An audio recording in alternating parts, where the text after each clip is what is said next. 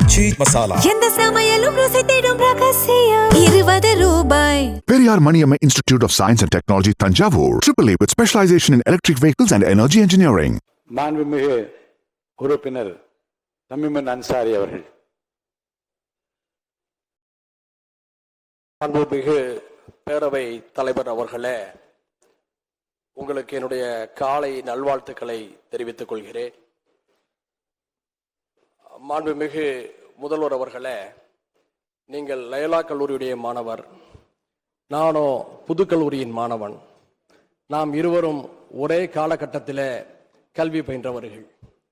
Loyola கல்லூரியும் புதுக்கல்லூரியும் சென்னையில் பலரும் விரும்பி சேரக்கூடிய கல்லூரிகள்.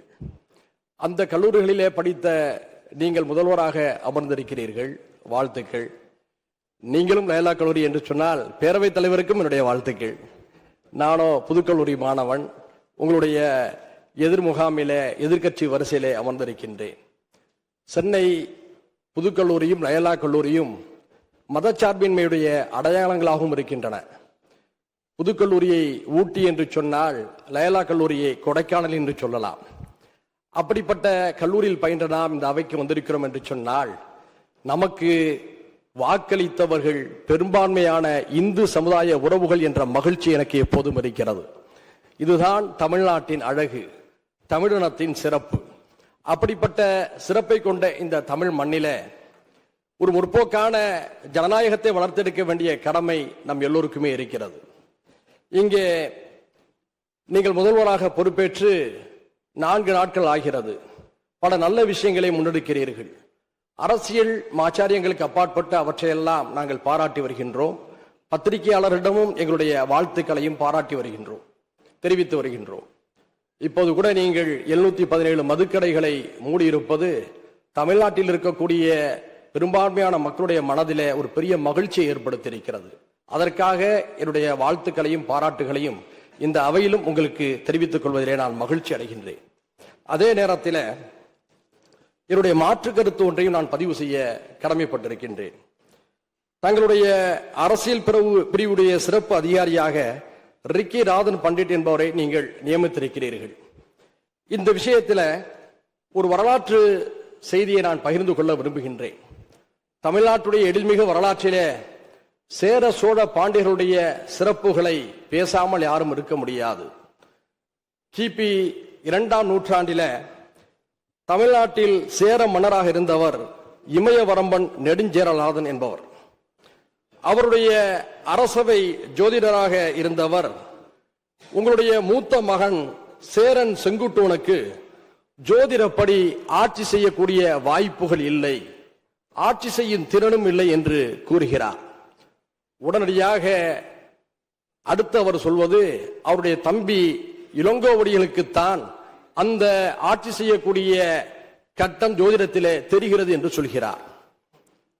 உடனடியாக அதிர்ச்சி அடைந்த இளங்கோவடிகள் அந்த இடத்திலேயே ஜோதிடத்தை முறியடிக்கக்கூடிய வேலைகளில் ஈடுபடுகிறார். உடனடியாக துறவரம் 3 வடக்கே செல்கிறார். அந்த நேரத்தில் ஜோதிடர் மறுதளித்த சூட்டு விழா நடக்கிறது. சேரன் செங்குட்டுவன் 55 ஆண்டு காலம் சிறப்பான ஒரு ஆட்சி நடத்தினான் என்பது வரலாறு. கலை, இலக்கியம், இராணுவ வலிமை ஆகியவற்றிலே மிகச்சிறந்த மன்னனாக சேரன் செங்குட்டுவன் திகழ்ந்தான். அது மட்டுமல்ல, வடக்கின் எடக்கை பணிய வைத்தவனும் சேரன் செங்குட்டுவன் தான். இதுல சேரன் செங்குட்டுவன் இமயத்திலிருந்து கல்லெடுத்து வந்து கண்ணகிக்கு சிலை வடித்தான் என்பதும் நம்முடைய வரலாற்றை பார்த்திருக்கின்றோம். எதற்காக இதை சுட்டிக்காட்டுகிறேன் என்பதை நீங்கள் புரிந்து கொள்வீர்கள். ஒவ்வொருவருக்கும் ஒவ்வொரு நம்பிக்கை உண்டு, ஒவ்வொருவருக்கும் ஒவ்வொரு உணர்வுகள் உண்டு. அதை நாம் மதிக்க வேண்டும்.